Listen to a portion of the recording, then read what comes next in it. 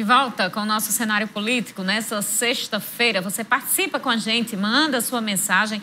Nosso convidado de hoje é Pedro Lúcio, que é secretário-geral do Sindipetro, Sindicato dos Petroleiros do Rio Grande do Norte. Então participe, mande aí sua mensagem, o assunto atinge a vida de todo mundo, né? Quem é que não está se sentindo aí prejudicado com esse aumento no preço dos combustíveis, com esse desinvestimento na Petrobras, com todas essas questões que já vêm acontecendo com a estatal aí há alguns anos. Então, participe com a gente, tire sua dúvida.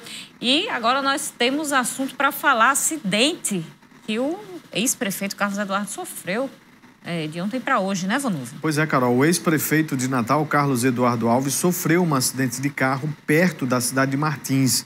Ele, o motorista e mais 2 pessoas desciam a Serra de Martins quando o veículo sobrou em uma curva.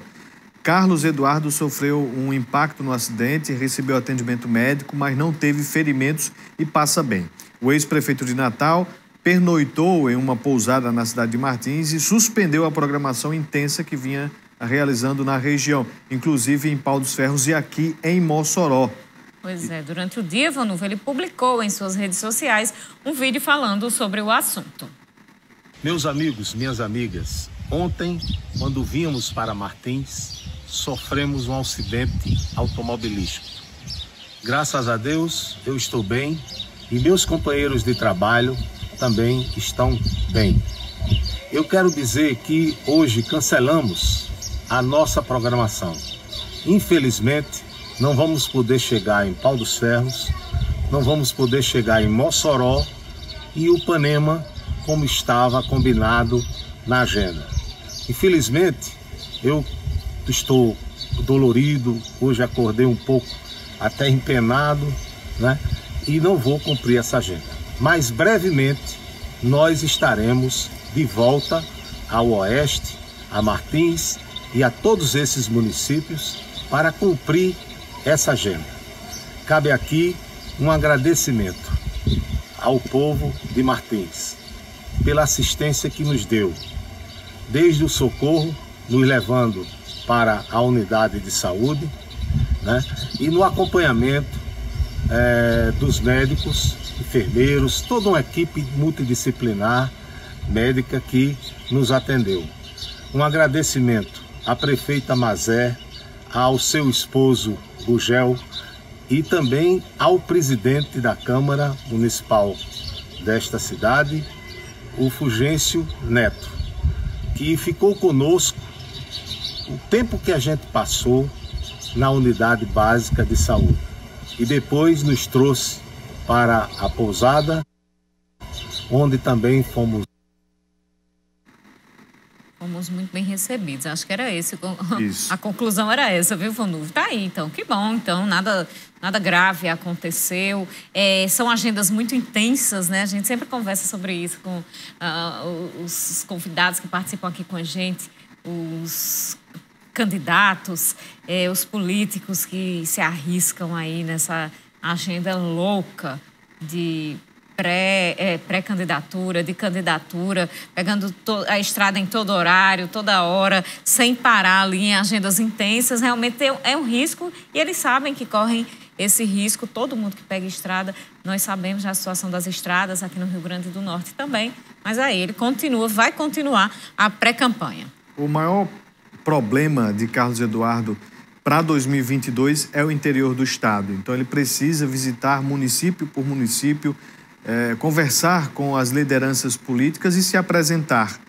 Então, vai rodar bastante, vai conhecer as dificuldades das estradas do estado do Rio Grande do Norte e precisa ter também ali alguém que tenha e que dê esse suporte através dessas viagens de carro, viu, Carol? Que são muito perigosas. Agora, o ex-prefeito Carlos Eduardo, ele fala aí que está tudo bem e que vai continuar a sua trajetória. Carol, ainda mais agora, né? Que neste mês de outubro, amanhã, dia 2 de outubro, a gente chega a uma marca muito importante nesta pré-campanha, que é exatamente um ano antes da campanha eleitoral. Na verdade, do dia da eleição. Então, aí, figuras como o Carlos Eduardo e outras tantas que buscam aí eleição no próximo ano, tem que se apresentar, porque o tempo vai passando aos poucos e fica esse registro. Amanhã, dia 2 de outubro, um ano antes do pleito. Pois é, você fala aí, o problema é o interior do Rio Grande do Norte, não somente o interior precisa conhecer Carlos Eduardo para que ele se viabilize, mas ele também precisa conhecer o interior do Rio Grande do Norte. Sempre esteve muito concentrado ali na capital, na região metropolitana, e conhecer não é só saber o que é que existe, sabendo da geografia, mas também vivenciando o interior do Rio Grande do Norte. E ele reconheceu isto quando esteve aqui no cenário político com a gente, já anunciando pré-candidatura ao governo. Então, está aí, problema que ele está tentando solucionar com a antecedência necessária. Vamos agora voltar a nossa conversa com o Pedro Lúcio, que está aqui com a gente sobre a Petrobras, preço de combustíveis, é a nossa pauta de hoje. Pedro, em relação a essa questão do investimento, desinvestimento ou investimento da Petrobras no Rio Grande do Norte, muitos empresários e quem defende a saída da Petrobras diz que esse assunto já é vencido. No entanto, o sindicato continua batendo nesta tecla. Por quê? Carol, essa pergunta para a gente é uma pergunta fácil de responder, porque a gente sempre viveu essa história. A história de que a realidade ela está aqui, ela está posta, e nós somos agentes políticos que têm a capacidade de interferir na realidade. A gente não vai aceitar qualquer realidade. A gente não aceita a realidade de desigualdade social, a gente não aceita a realidade de gente passando fome, catando osso, a gente não aceita a realidade de estar pagando R$100 no botijão de gás, assim como a gente não aceita a realidade, essa perspectiva da Petrobras sair do Rio Grande do Norte e sair do Nordeste brasileiro. Então nós nos assumimos como atores políticos que interferem na realidade. E é por isso que eu falo com toda tranquilidade que enquanto houver um petroleiro aqui, enquanto existir o Sindicato dos Petroleiros no estado do Rio Grande do Norte, nós vamos lutar pela permanência da Petrobras. Porque é uma questão para além de ideologia ou de vontades. É uma questão do que o estado do Rio Grande do Norte precisa, do que o nosso povo precisa. Não é uma questão que empresário A vai ganhar mais dinheiro com a saída da Petrobras, ou empresário B ou político B vai ter a capacidade de financiar sua campanha com a empresa privada que está chegando. Nosso interesse não é esse. Nosso interesse é a geração de emprego, renda, desenvolvimento para o nosso povo, para o nosso estado, que mais trabalhadores possam estar com carteira assinada, tendo condições de trabalhar de forma digna e exercer sua função enquanto petroleiros, né? Então, por isso que a gente luta e vai continuar lutando. Hoje nós estamos num cenário de muita desmobilização. Nós já tivemos 13 mil trabalhadores terceirizados e 2.700 trabalhadores próprios aqui. Hoje nós estamos com 700 próprios e 4 mil terceirizados.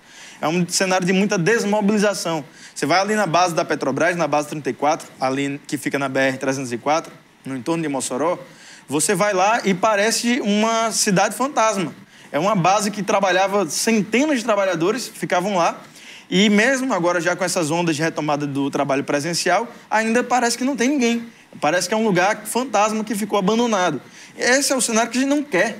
A gente quer aquela base pujante, a gente quer uma Petrobras que volte a investir, que realmente volte a perfurar poços na quantidade que a gente tinha anteriormente, que volte a sonhar com um campo de pitu no mar da Costa Branca, que a gente possa sonhar com uma ampliação da refinaria de médio porte aqui para o estado do Rio Grande do Norte, né? A nossa refinaria é um complexo pequeno, que a gente possa sonhar com tudo isso, e tudo isso passa pela presença da Petrobras. A mera presença da Petrobras, por exemplo, tornou possível com que a gente sonhasse em ser o primeiro estado do Brasil a produzir energia eólica em alto mar, por causa das licenças que a Petrobras já tinha pelas plataformas de petróleo. Então, a importância da Petrobras vai para além até do segmento petrolífero, da produção de petróleo e gás e da produção desses combustíveis. Por isso, nós vamos continuar lutando pela retomada da presença da Petrobras aqui e dos seus investimentos para o estado do Rio Grande do Norte. Cara. Pedro, mas se a gente for rememorar o desinvestimento da Petrobras, ela não faz parte do histórico agora desta atual gestão. Vem já de antes disso.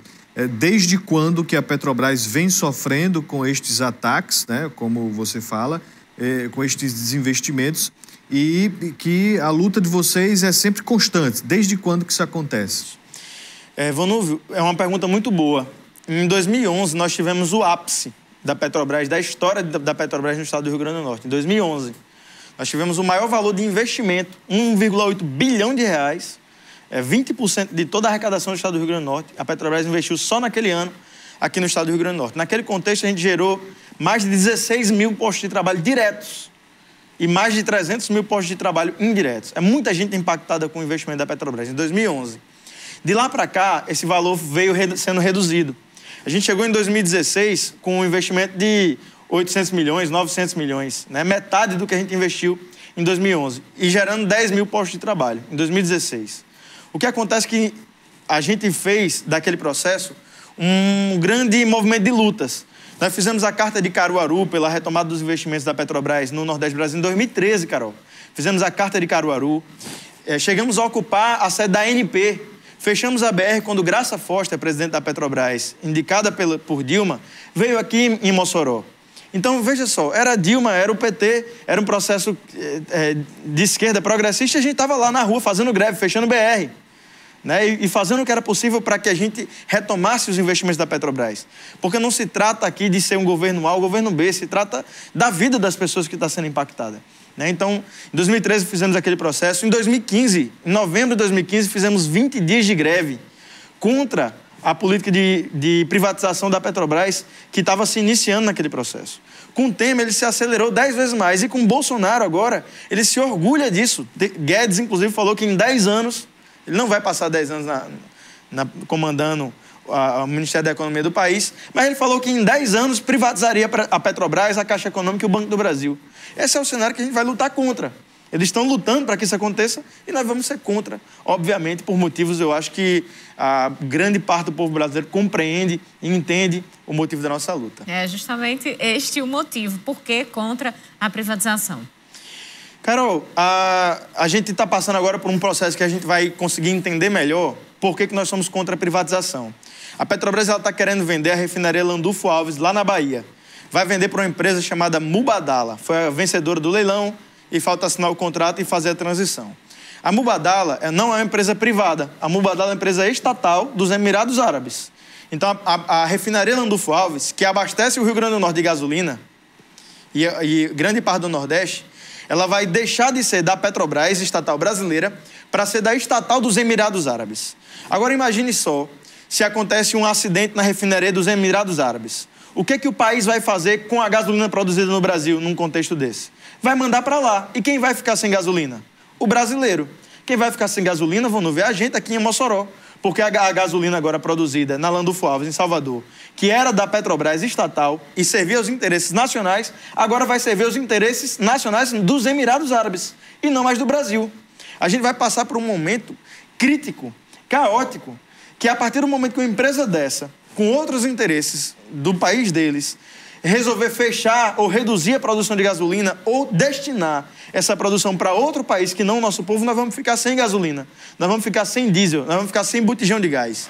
E ficar sem botijão de gás, Carol, ficar sem gasolina, significa que eu não vou ter como fazer o almoço ou a janta quando eu chegar em casa do trabalho.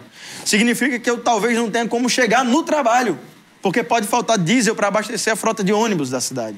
Significa que eu não posso não chegar no trabalho porque pode faltar gasolina para abastecer o nosso carro. Ficar sem a Petrobras significa isso. Eu acho que não tem a menor condição de qualquer pessoa imaginar que entregar a nossa soberania energética, entregar o papel de abastecer de gasolina, diesel, querosene de aviação e gás de cozinha, sair das mãos da Petrobras, do Estado brasileiro, e ir para a mão de outro Estado, norte-americano, dos Emirados Árabes, da Rússia, não me cabe na cabeça que na cabeça de qualquer pessoa isso seja uma decisão boa, correta e acertada. Privatizar a Petrobras para uma empresa estatal dos Emirados Árabes, ou para uma empresa estatal chinesa, ou para uma empresa estatal indiana, ou para uma empresa privada que tenha outros interesses, não me cabe na cabeça que alguém vai achar que isso é uma decisão boa.